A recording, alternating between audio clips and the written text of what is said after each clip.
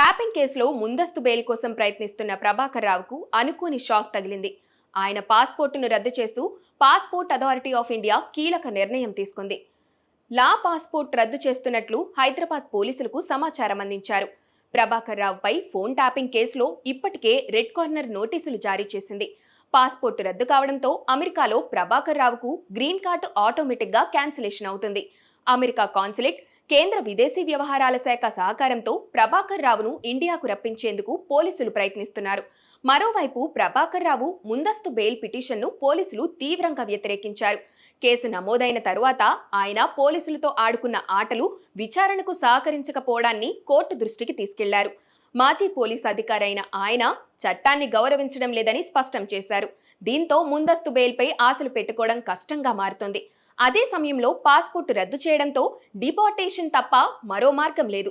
ఈ కేసులో కీలకంగా ఉన్న శ్రవణ్ రావును పోలీసులు మరోసారి మంగళవారం ప్రశ్నించారు. ఆయన ఫోన్లతో పాటు ఇతర సాంకేతిక పరికరాల ఆధారాలతో ప్రశ్నించారు. కీలక సమాచారం రాబట్టినట్లుగా కూడా తెలుస్తోంది. పరిస్థితి చూస్తుంటే ఒక్కసారిగా ట్యాపింగ్ కేసులో స్పీడ్ పెరిగిందన్న అభిప్రాయం వినిపిస్తుంది. శ్రవణ్ రావు, ప్రభాకర్ రావు ఇద్దరూ వస్తే బీఆర్ఎస్ అగ్రనేతల్ని అరెస్టు చేస్తామని సీఎం రేవంత్ గతంలో ప్రకటించారు.